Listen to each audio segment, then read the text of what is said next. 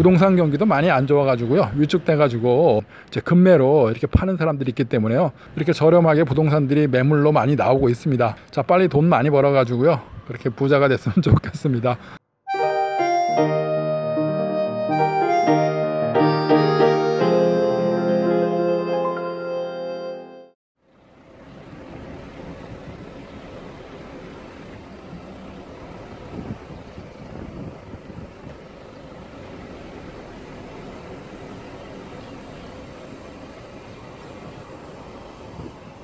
여러분 안녕하세요, 딴입니다.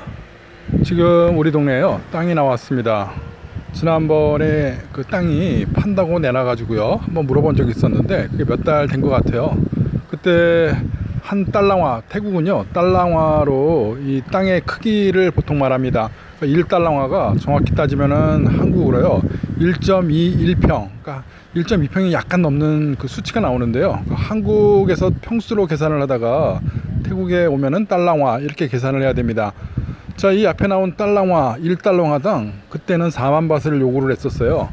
원래 이 동네가요, 우리 동네가 논타불이긴 해도 방콕하고 경계 쪽이고요, 팔라마 옆인데 이쪽이 시내로 들어가기도 좋고 새로 발전하는 지역이고요, 또 교통이 그렇게 많이 불편하거나 막히거나 뭐 이런 것도 아니어가지고 이 무반단지 집들이, 개인주택들이 많이 들어오는 곳이기도 합니다. 그리고 또 방콕이 포화가 많이 되니까 이제 공장이라든가요, 어떤 건물을 지을 장소가 그렇게 많지가 않아요. 그래서 이쪽으로 점점점 확장이 되는 이런 신도시 개념의 논타불이 지역입니다.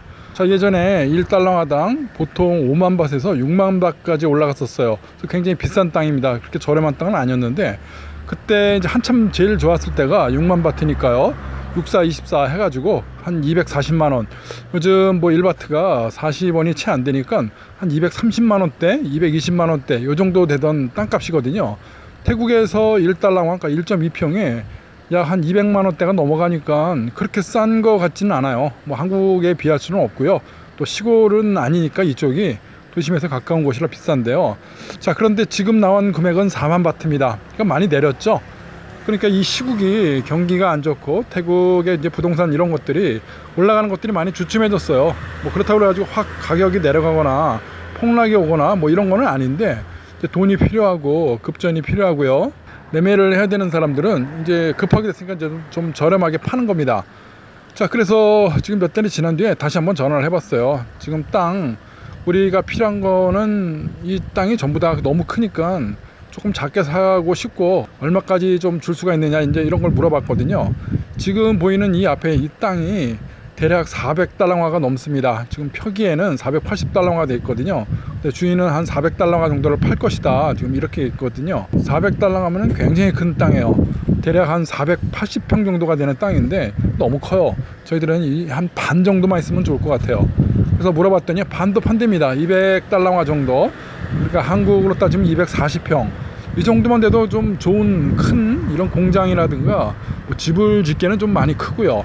자, 그래서 물어봤는데 4만 바트를 요구하던 게 지금은 3만 5천 바트까지 내려갔습니다. 그러니까 이제 한 달러화당 1.21평이죠 4만 바트를 요구하던 게 지금 또 경기가 그래도 안 좋고 계속 요즘 뭐 떨어질 때까지 떨어지니까 3만 5천 바트까지 지금 떨어진 겁니다. 물론 시세가 그렇게 떨어진 건 아니고요, 주인들이 급하니까 그렇게 싸게 파는 거예요.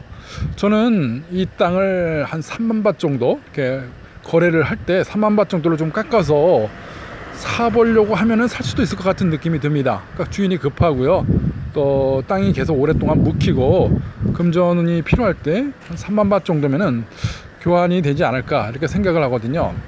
그래서 저희도 지금 공장이 필요했고, 사실은 공장단지, 공장시설들이 몰려있는 곳이 있어요. 태국의 지방정부가 이렇게 산업을 독려를 해가지고 기업들을 유치하는 이런 단지가 있는데 그곳에 가면은 조금 저렴합니다. 여기보다도 훨씬 더 싸요.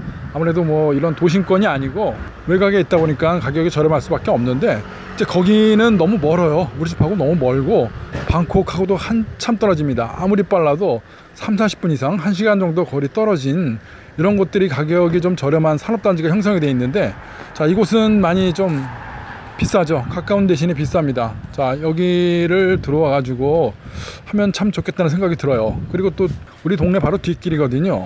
같은 동네에 있으니까 회사 출근하기도 좋고 여러 가지로 그 다양한 장점들이 많을 것 같아요.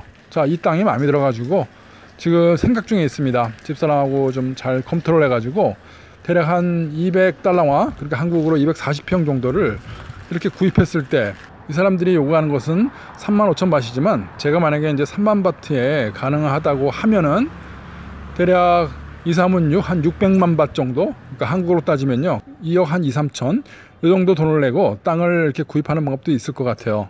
그러니까 지금 땅들이 계속 저렴하게 부동산이 떨어지니까 이런 시세에 나온 것 같고요. 그리고 또 이 땅은 사자마자 바로 이렇게 또 공장지대로 건물을 올릴 수는 없어요. 이쪽 지역은요 밑에 이제 수분이 많습니다. 태국은 땅에 습기가 많고 물이 많이 나오기 때문에요. 여기다가 또 흙을 붓고 한 1년 정도 이상 이렇게 다져주는 작업을 또 반드시 해야 돼요. 그렇게 해서 이제 땅이 지반이 조금 튼튼해졌을 때 이제 H빔이라든가 기초공사를 해가지고 콘크리트를 올리고 이렇게 작업을 합니다.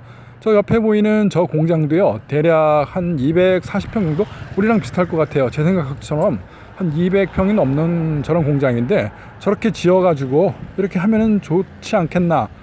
새로 사고 나가서 하는 것보다 땅을 사가지고 우리 마음대로 여기다가 이제 공장도 짓고 집도 짓고 이렇게 하고 싶다는 생각이 많이 듭니다.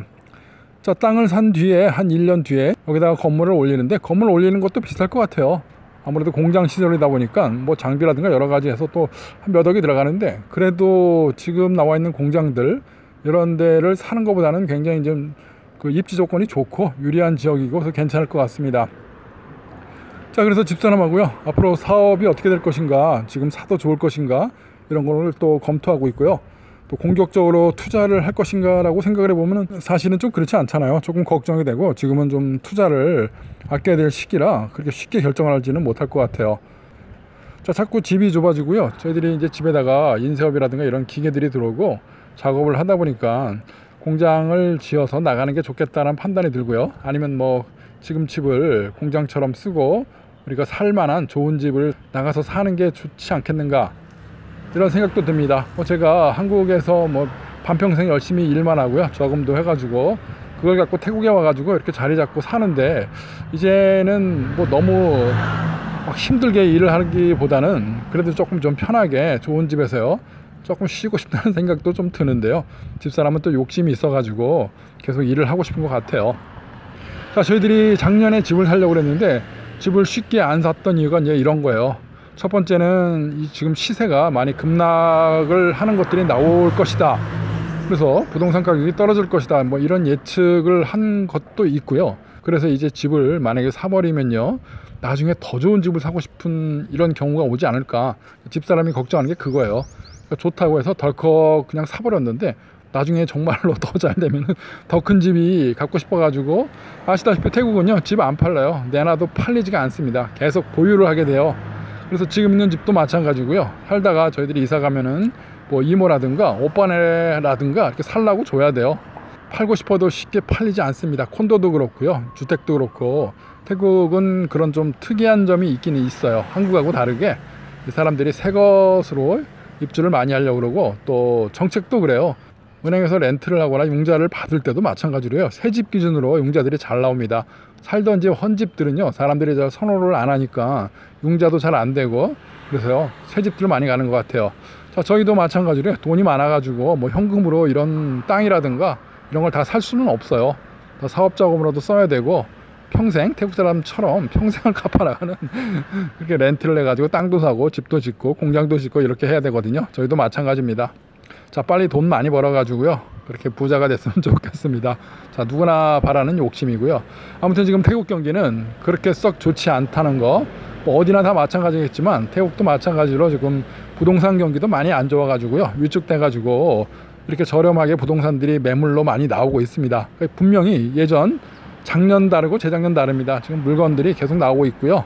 올해는 이렇게 땅 같은 경우도 전에 있던 시세에 뭐 반값까지 떨어지는 이런 경우들이 지금 나오고 있어요. 집도 지금 고르면은 저렴한 집들 많이 있고 상가도 나옵니다. 물론 시세가 그렇게 간다라고 하기보다는 이제 급매로 이렇게 파는 사람들이 있기 때문에요 잘 고르면은 지금이 어떻게 보면은 또 그렇게 또 취득을 할 수 있는 좋은 시기가 아닌가 이런 생각도 듭니다.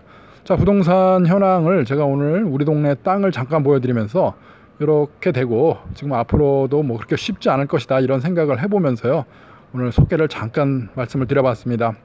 자, 뭐 태국에 관심이 많으시고 혹시 태국에 오셔가지고 이런 부동산 쪽들 태국의 연구자, 배우자가 있어가지고요 구입을 하셔야 되거나 공장 같은 거를 알아보시는 분들한테요 잠시라도 도움이 됐으면 좋겠습니다. 자, 시청해 주셔서 감사합니다. 고맙습니다.